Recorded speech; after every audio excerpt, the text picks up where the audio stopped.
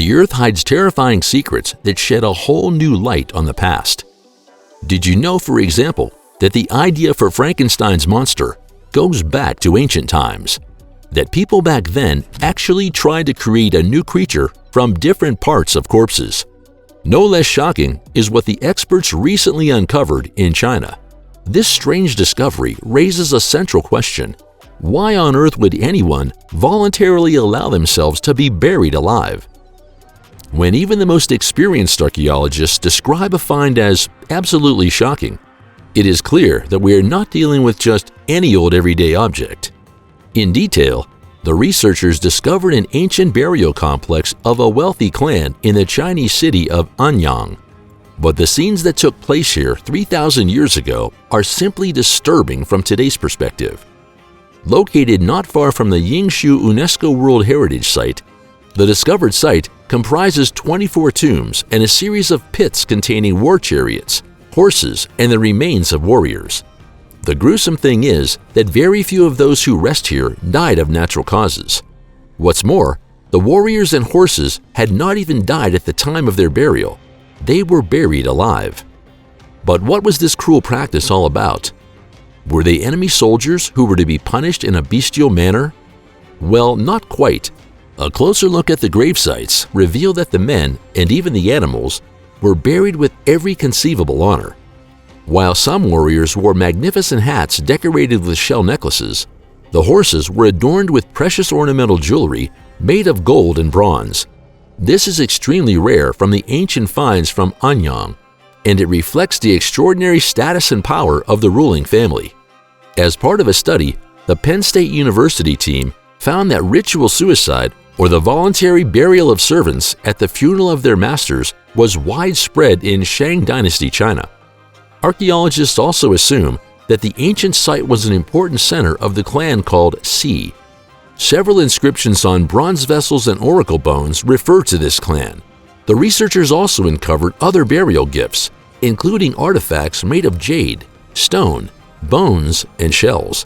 The experts now hope to find more about the social status of the clan and its relationship to the members of the powerful Shang dynasty. Researchers discovered disturbing Frankenstein corpses. It's a goosebump-inducing discovery that would have filled Victor Frankenstein with pride. Mary Shelley's character famously succeeded in creating an artificial human from stolen body parts. But the gruesome find, recorded in Scotland a few years ago, shows that the roots of this macabre idea actually go back 3,000 years. During the excavation of a Bronze Age settlement, archaeologists once came across two skeletons, that of a man and that of a woman. Apparently, the dead had been deliberately buried in peat bogs to slow down decomposition and preserve the bodies. However, on closer inspection, the researchers came to a disturbing conclusion. We are by no means dealing with two people here. No, the skeletons are made up of parts of several corpses.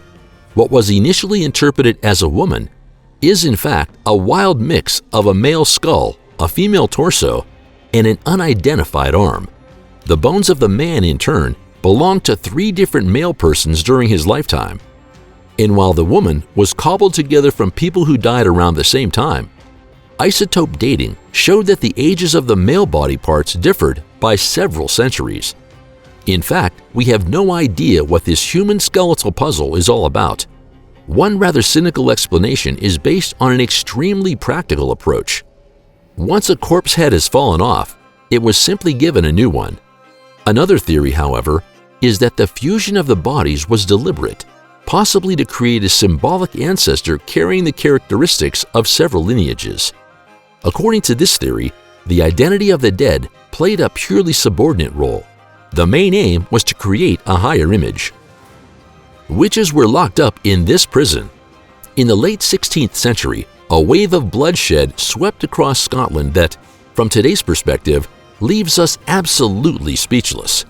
What went down in history as the Great Scottish Witch Hunt of 1597 describes a series of nationwide witch trials that cost an estimated 200 lives. The inhabitants of Aberdeen were also plagued by the agonizing fear that a diabolical force had crept into their midst And archaeologists have succeeded in identifying a further contemporary witness to this superstitious hysteria. According to them, a series of simple iron rings embedded in the stone pillar of the Kirk of St. Nicholas leads us straight into one of the darkest chapters in human history. In detail, every woman suspected of being a witch was chained to these rings to await her trial and probably her execution. At that time, however, witch hunts in Scotland were not carried out by an angry mob with pitchforks, but by an official commission appointed by the king. As a result, the Aberdeen City Archives still contain meticulous original records of the witch trials and executions, including payments to the local blacksmith for the iron rings and shackles. It also lists the cost of the ropes, wood, and tar needed to burn the condemned. The bottom line is that 23 women and 1 man were condemned to die at the stake. However, to show at least some humanity in this inhumane time, most of the condemned were strangled before their bodies were burned in front of a crowd of onlookers. Even the inhabitants of antiquity used chemical weapons of war. You think chemical weapons are a modern invention? Then you're wrong. As early as 256 BC, Dura Europos, a Roman fortress known as the Pompeii of the Syrian desert, fell victim to a Sassanid attack in this way. When archaeologist Simon James explored the site a few years ago, he found traces of yellow sulfur crystals and pitch near a pile of corpses. Roman soldiers who had fallen in battle. This is therefore one of the first known gas attacks in history. In the mines dug by the Persians, the burning mixture of sulfur and pitch ignited an incendiary cloud of sulfur dioxide. Once inhaled, the smoke turned into a deadly acid in the lungs of the Roman soldiers. And yet, Dura Europos was not the first place the ancient chemical weapon was used. During a Greek siege in 590 BC, the attackers contaminated the water supply of the city of Kira with the poisonous plant hellebore. Around 200 years later, a burning ball of sulfur, pitch, and barite was used in what is now Pakistan. A few years later, the Harmadalians, also in Pakistan, shot poisoned arrows at the army of Alexander the Great. This mass baby grave makes our blood run cold.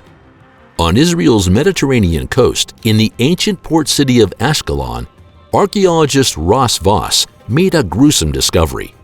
While exploring a sewer, he discovered a large number of bones, all of which were remarkably small. The initial assumption was that the remains belonged to chickens, but the reality was much sadder. Later analysis revealed that these were human infant bones from the Roman period. In total, over 100 babies rest here. But what led to this mass death of the newborns? The forensic examination revealed that the skeletons showed no signs of disease. They were apparently in perfect health at the time of their deaths. Furthermore, it was discovered that none of the babies had lived more than a week, and it seems reasonable to conclude that the babies were killed deliberately, as if they were the result of unwanted pregnancies. What seems simply incomprehensible today was not unusual in Roman times. The killing of newborns was a common means of birth control. This procedure was not even considered despicable or even a crime. Babies were considered not quite human. Roman women who did not want to have a baby simply abandoned their offspring. From then on, the fate of the child was decided by chance. Either it was found and taken in by someone else, or it perished. According to the beliefs of the time, it was up to the gods alone to decide whether the baby should be spared or not. Unspeakable things happened on this island. As if Australia didn't already have enough creepy things to offer, there's also a place down under known as Murder Island. Officially called Beacon Island, the island off the west coast of Australia owes its unsettling nickname to the events of 1629, when a Dutch ship named Batavia set sail on its maiden voyage to bring soldiers, sailors, and civilians to what is now Indonesia. However, a failed mutiny on board caused a shipwreck in which dozens of people drowned. A few hundred survivors were stranded again on nearby Beacon Island, but the ordeal was only just beginning. The mutineers began to riot and murdered 125 of the survivors, many of whom had even been abused beforehand. Almost 400 years after these dramatic events, scientists are still busy recovering the remains of the murder victims. Why were these 80 girls sacrificed? Shimao, a 4,300-year-old fortress in the city of China, is crowned by a stepped pyramid over 70 meters high. Under the eastern wall of the ancient settlement, researchers made another gruesome discovery: 80 human skulls that had been placed in 6 pits. The number and particular placement of the heads suggests that these are the remains of ritual decapitations, possibly carried out during the laying of the wall's foundation stone. If so, the Shimao skull pits mark nothing less than the earliest known example of human sacrifice in Chinese history. But that's not all. Forensic scientists have proven that almost all the victims were young girls. Why these girls of all people were beheaded has not been conclusively clarified, but experts suspect that they were prisoners belonging to a rival group. Press subscribe now and never miss an exciting video again.